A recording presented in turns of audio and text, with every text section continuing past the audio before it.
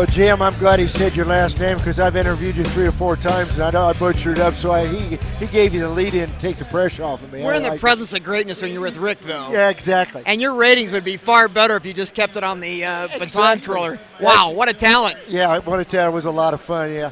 You know, really, you've got to be excited. You got a big night here tonight. You got 2 coaches, and I talked to you before we got on the air here. You know, I think it all hit me. I saw it in the paper, and, you know, talked to Rick and the people at Jewel, knew what we had going on tonight. But, you know, you got a pretty perspective.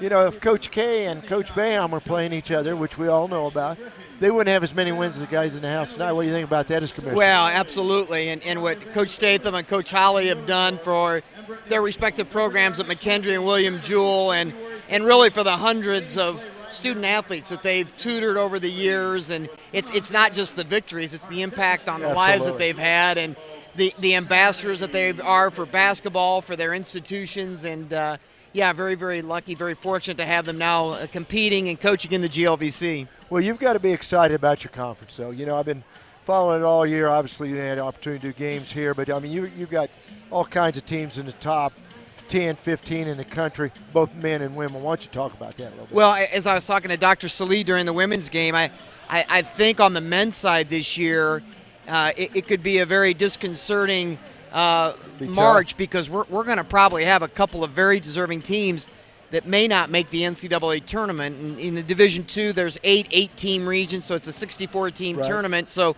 the GLVC and the GWIAC get automatic bids, so that means 6 at-large spots. There's a lot of good teams that will be going for those 6 that don't win the conference tournament. Certainly on the women's side as well, I think you know, we'll be very well represented in the Midwest Regional again with our women's basketball programs as well. So it's been another outstanding season in the league. Well, now we'll talk a little bit about football too. You know, you're going to have some different look coming next fall with some teams coming in.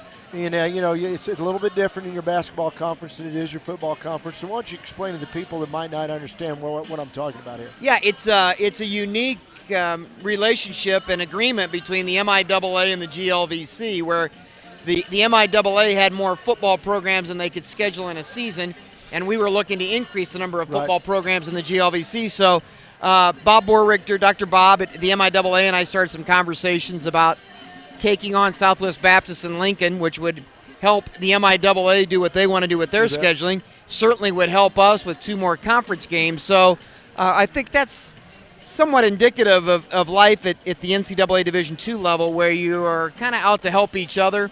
Certainly you compete against each other in a lot of different ways, but we thought it was a win-win situation for both conferences. I know our coaches were receptive to it, and I reached out to our coaches before we pulled the trigger on it to see if there were going to be anybody that would have any great opposition to it. But, you know, for them and for their athletic directors, it's 2 less dates now that they have to go fill, and that's an important part of. We'd still like to have 1 more. I'd like to have 10 teams. So the challenge with 9 teams is obviously you have a bye that runs through the entire schedule. And if you happen to have that bye in late October or November, it's really tough to find games. Exactly. But, you know, the good thing, too, geographically it's close as far as travel. I know you try to deal with that because of budgets and that type of thing, and I feel like that's a good fit for you, too, isn't it? Yeah, and that was a key, that they were both within the geographic footprint of the league, so we weren't going to be extending our borders, if you will, to accommodate them. And we have done that in the past when we had Urbana and Central State in Ohio. But been there and done that. Right. That's a long road trip. It has been a long road trip. So, yeah, we're excited about bringing Southwest Baptist and Lincoln in and seeing the conference continue to emerge. I think the addition of Truman State, University of Indianapolis being to the Division II playoffs in 2 consecutive years, that's very good for our league. Yeah, talking about some of the other things that you're doing in the conference, why don't you talk to people about some of the new ideas and some of the new things you might be trying now? Well, as we speak, we are hosting the first ever GLVC Swimming and Diving Championships, which Mark Gohl and William Jewell are over in Crawfordsville, Indiana, which is about an hour west of Indianapolis. And we're in day 2 of that inaugural event, and that's really a pretty neat event to see that many student athletes cheering each other on.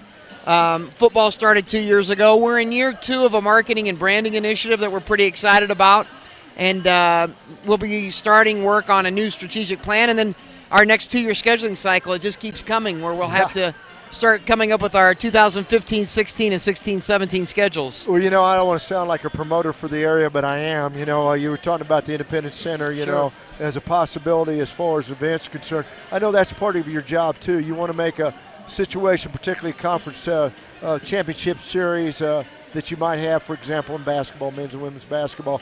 How do you go about, is it actually a bid process that each town that really would like for me, Evansville, Kansas City, whatever it may be, is that how it works? It is a bid, and it was a very worthwhile trip to go see that beautiful arena, and talking to the young guy from the Independence Department of Tourism. And so, yeah, we're in some preliminary discussions to see if the dates would work, first of all, and what the facility fees would be like, whether there'd be support from the local business community to get behind it. And if we did, we'd certainly be leaning heavily on William Jewell and Rockers to help us with it, but it's a nice option to have, certainly. Well, this is definitely basketball, college basketball country. Of course, the Big 12, the NCAA tournament, the NAI tournament. This is a basketball-rich area. There's no question about it. Of course, I would like to see that, so I'll put a plug in. Okay, I don't get to talk to the commission. You got to do it, so, absolutely. Well, yeah, anything else? I know that you're busy. You got the spring sports coming. You might want to talk about the spring sports just real quickly. What you anticipate, what you're looking for there. I think we're going to refer to our spring sports as just late winter sports. Although today, 43 degrees never felt so good. It felt like it was 80. It was tremendous, and it's been such a long, hard winter throughout the Midwest. And our baseball and softball coaches are concerned about when the snow and the going to leave and the ground's going to thaw so they can get on and start playing. But yeah, we're looking forward to the spring sports starting soon. Well, let me ask you, Jim Naumovich. Yeah, lean on Rick. Okay, he won't let you down. He's got you. Okay, all right. Because when I first met you, I thought I embarrassed myself. You're used to me being dumb. Exactly. I'm good with that. I'm good with it. But Jim, it's great having you here. You've done a great job with the league. You need to be very proud, particularly this winter, of all the great teams. Thank you, and thank you for your ongoing support of William Jewell and the GLVC. We do appreciate it. Nice having you tonight. Thanks for giving me.